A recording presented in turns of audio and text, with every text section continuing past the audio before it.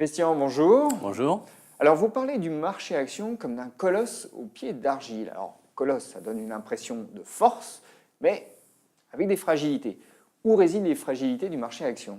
Il réside d'abord dans le scénario économique. Alors c'est vrai qu'aujourd'hui, il y a au moins une bonne nouvelle, il n'y a plus de débat sur la croissance. Tout le monde est d'accord qu'on a des signaux très positifs de la croissance mondiale. Tous les pays connaissent une croissance qui accélère dans toutes les zones. Oui, on a une synchronisation Voilà. de l'accélération. Ça, Voilà. c'est tout de même assez bénéfique pour l'ensemble des marchés financiers. Très clairement, aujourd'hui, on est enfin dans une vraie reprise mondiale, alors même si elle ne date pas de tout de suite, mais on voit que là, et c'est difficile honnêtement d'avoir des scénarios très noirs sur la croissance économique. Donc on va dire, ça c'est un vrai élément de soutien. Alors cette croissance économique, on va donner tout de même quelques chiffres, elle était de 3,1% dans le monde en 2016, en 2017 elle sera de 3,5% et l'OCDE prévoit qu'elle atteindra 3,7%, c'est ça, Voilà. en 2018. Voilà, on accélère vraiment tranquillement.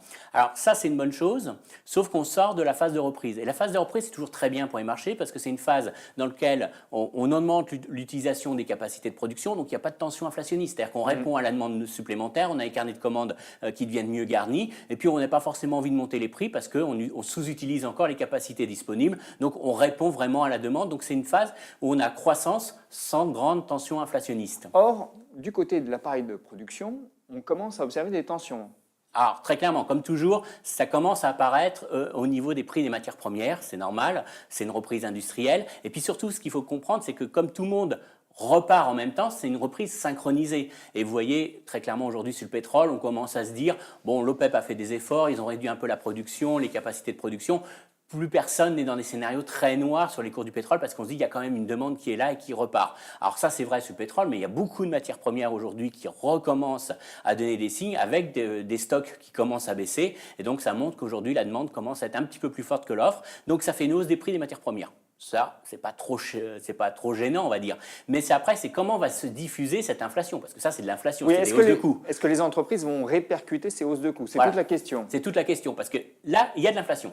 On ne peut pas le nier, il y a des hausses de coûts. Vous interrogez les chefs d'entreprise, ils disent aujourd'hui, les prix payés, ça augmente fortement. Alors, est-ce que mes prix de vente derrière suivent? Donc là, vous avez deux scénarios possibles. Soit véritablement, j'ai une capacité à relever mes prix de vente, et dans ce cas-là, on est dans un scénario classique de croissance plus forte et inflationniste, avec les conséquences que ça peut avoir, c'est-à-dire que les taux longs n'ont plus aucune raison de rester bas, et on va recréer des anticipations d'inflation et on va avoir les taux qui vont monter, puis les banquiers centraux vont devoir ajuster, derrière il faut pouvoir monter les taux. Ou alors, deuxième hypothèse, qui est loin d'être normale, je dirais, qui est loin d'être classique, mais on se pose la question aujourd'hui, c'est de dire finalement, ils n'ont pas la capacité de relever les prix. Demandez à un Carrefour, demandez à un Walmart, demandez à des distributeurs, est-ce qu'aujourd'hui vous allez pouvoir répercuter aux consommateurs des hausses de prix très importantes? Donc en amont, très clairement, je vais avoir peut-être les hausses de prix de l'acier, mais est-ce que derrière Peugeot ou Renault vont répercuter ça dans leur prix de leur voiture? Donc c'est pas que le marché n'est pas porteur, mais c'est derrière, il y a une telle pression concurrentielle, il y a aussi des évolutions technologiques qui font qu'on compare forcément les prix. Derrière, on peut avoir des perdants qui seront des entreprises qui n'ont pas la capacité de relever leur prix de vente. Vous voulez dire que les entreprises ont aujourd'hui une véritable réticence à relever les prix? Alors, parce qu'elles imaginent qu'elles seront perdantes d'une bataille justement autour des prix. Alors, réticence, concurrence très forte. C'est vrai qu'aujourd'hui, les comparateurs de prix ont beaucoup joué dans ce domaine. Et puis, peut-être psychologiquement, aujourd'hui, c'est très difficile pour une entreprise d'annoncer aux consommateurs des hausses de prix très importantes. On a encore vu, alors ça, c'est dans les biens de consommation courants. On a eu des publications de sociétés qui nous disent clairement que dans la lessive, dans les détergents, si j'augmente de 1% mes prix, j'ai 2% de baisse de mes volumes. Donc, en net, c'est pas gagnant. Donc, aujourd'hui, leur seule chance de répercuter des hausses de prix, c'est peut-être de lancer des nouveaux produits dans lequel le client n'a pas le référentiel prix dans la tête. Donc on voit que c'est très compliqué aujourd'hui, en tout cas pour les entreprises, face aux consommateurs de répercuter. Donc la grande question, pourquoi je dis ça, c'est important, parce que cette thématique inflationniste, c'est qui a raison? C'est-à-dire qu'aujourd'hui, les marchés obligataires peuvent dire on reste dans un environnement de taux très bas s'il n'y a pas de reprise d'inflation, mais on a un problème sur la bourse et sur les marges de certaines entreprises qui n'ont pas la capacité de relever les prix. Oui, parce qu'on a un pincement entre les prix de vente et les prix à la production. Ben ça, voilà, très clairement. Donc ça réduit les marges. Voilà, donc on va dire la bourse a tort, le marché obligataire a raison. Ou inversement, on est véritablement dans une reprise. Les entreprises ont des délais de livraison qui augmentent. Elles ont le sentiment qu'elles peuvent répercuter ça aux consommateurs. Et donc, à ce moment-là, on sera dans peut-être une bonne tenue des marges, mais derrière, on aura une inflation qui repart et on pourrait avoir une réaction du marché obligataire qui est beaucoup plus violente. La réponse, on l'aura à quel horizon?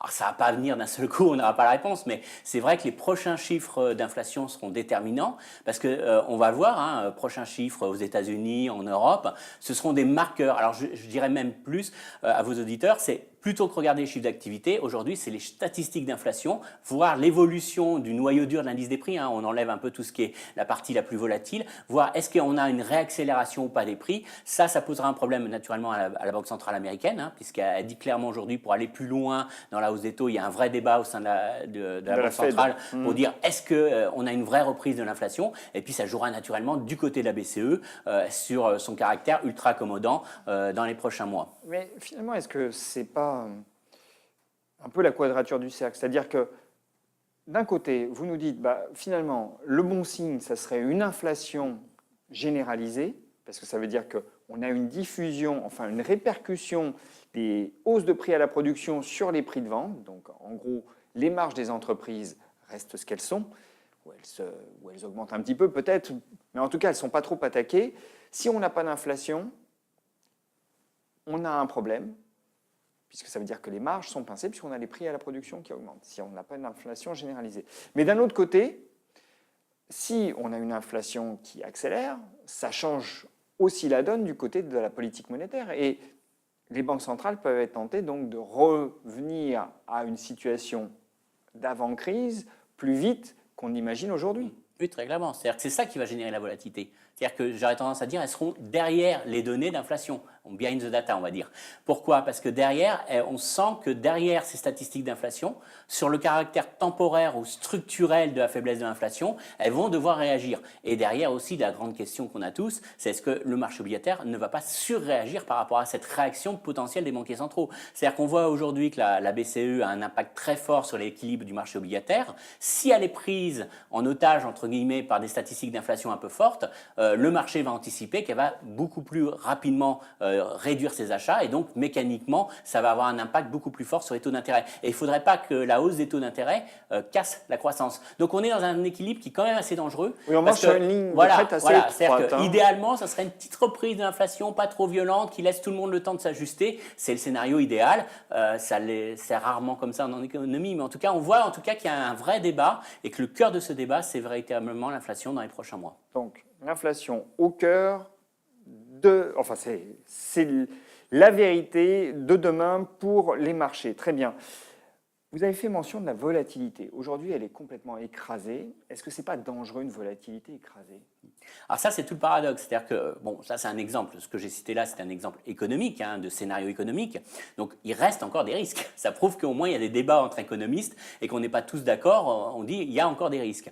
Alors c'est vrai que la croissance est là, on va dire, bon, ça sauve tout. Mais on a l'impression qu'aujourd'hui, les investisseurs ne se couvrent pas parce que derrière cette faiblesse de la volatilité, aujourd'hui, ce qu'on observe, c'est qu'on n'a pas de rendement et on n'a pas de volatilité. Donc les gens prennent beaucoup de positions à risque, prennent du levier, ce qu'on appelle du levier aujourd'hui. La BRI récemment, dans son dernier rapport sur la stabilité financière de septembre, signalait des excès de prise de risque sur les marchés. Et ça commence aussi à inquiéter les banquiers centraux parce qu'on est dans un environnement aujourd'hui où finalement l'aspect levier financier l'emporte sur l'aspect levier économique. Aujourd'hui, une entreprise, elle a plus intérêt à s'endetter pour racheter ses actions, pour faire simple, plutôt que d'investir dans une nouvelle usine et profiter de la croissance économique. Et donc aujourd'hui, il y a une sorte d'événement qui fait que la faible volatilité associée à des bas niveaux de taux d'intérêt fait prendre beaucoup plus de risques. Et donc mécaniquement, si la volatilité remonte, eh ben, ça fera des réactions de marché beaucoup plus vives. Donc c'est un peu un paradoxe de dire ça, mais l'absence de risque, aujourd'hui pricé sur les marchés, est un risque en lui-même. Alors, il faut qu'on aborde un troisième risque, c'est le risque politique, parce qu'on a le sentiment qu'aujourd'hui, les marchés vivotent plutôt pas mal, puisqu'ils montent légèrement, en tout cas aux États-Unis, tranquillement, très petitement, mais progressivement. Tout de même, ils le font et pas à pas, ils atteignent de nouveaux records historiques.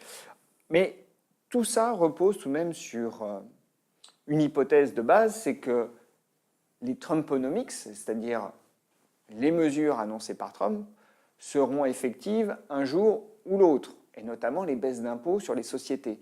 Or, ce n'est pas joué. Alors, c'est pas joué, il y a beaucoup d'incertitudes sur ce qui va être fait. Alors, il y en aura sûrement, mais quelle est l'ampleur, sur quel rythme, il y a beaucoup d'incertitudes autour de ça. C'est vrai que ça pose un problème, parce qu'aujourd'hui, dire je regarde le PER moyen de la bourse américaine à 18 fois les résultats à 12 mois, ou c'est au-dessus de la moyenne de long terme, mais si véritablement on baisse les impôts sur les sociétés de 35 à 20%, franchement, c'est pas si cher que ça. Donc, on a un problème déjà d'estimation de la cherté de la bourse américaine. Elle n'est pas de bon marché, ça on est tous d'accord, mais on ne peut pas dire qu'elle est dans une situation de bulle. Et puis derrière, s'il y a ces événements très forts politiques, ça peut justifier son niveau actuel de valorisation. Le seul problème, c'est qu'on est face à un risque politique. Est-ce que le Congrès va se mettre d'accord sur ces baisses d'impôts? Donc ça reste un élément quand même d'incertitude. Et puis derrière ça, bon, il y aura l'effet baisse d'impôts classique, mais est-ce que ça relance réellement la croissance? C'est ça la vraie question. C'est est-ce que si je baisse l'impôt sur les sociétés vont derrière beaucoup plus investir? Est-ce que je vais avoir ce surplus de croissance sur l'économie américaine? Ou alors est-ce que je vais baisser les impôts en direction des ménages qui vont consommer, qui vont créer plus d'inflation parce que l'offre ne va pas pouvoir répondre à cette demande parce qu'on manque de travail, on manque de capacité. Walmart, ils voudraient bien plus vendre, mais ils n'ont pas de salariés pour répondre à cette demande supplémentaire. Donc ça sera plus d'inflation. Alors peut-être à court terme, ce sera bon pour Wall Street, mais on voit que les conséquences en termes de taux d'intérêt derrière pourraient être beaucoup plus pénalisants. Donc on voit que derrière ça, il y a l'aspect purement mécanique. Je baisse l'impôt sur les sociétés qui a un effet très positif en termes de jugement sur la cherté, mais derrière aussi l'impact économique. Et ça, il y a quand même beaucoup d'incertitudes sur la réaction de l'économie réellement à ce déficit budgétaire qui s'annonce quand même supplémentaire, ce creusement de la dette fédérale, et puis derrière, est-ce que véritablement on relance l'économie? C'est pas du tout évident quand on est dans une économie qui est quasiment en surchauffe. C'est quand même très difficile aujourd'hui de dire est-ce qu'il ne va pas plutôt raccourcir le cycle que de l'allonger, et on risque d'avoir encore des taux de croissance assez médiocres, hormis le boost très ponctuel des baisses d'impôts. Alors que faire aujourd'hui quand on est un investisseur en actions? Bonne question.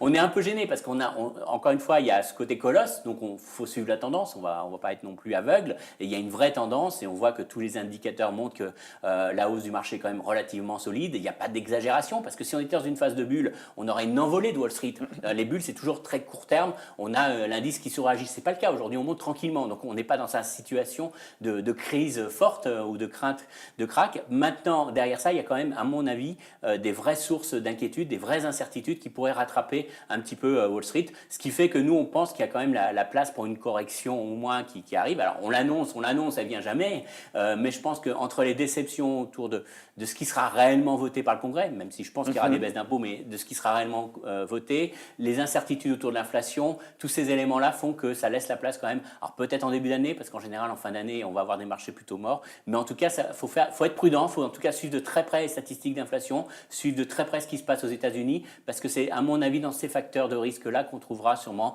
peut-être une petite pause ou une correction des indices actions qui sont quand même aujourd'hui à des niveaux de valorisation assez élevés. Christian, merci.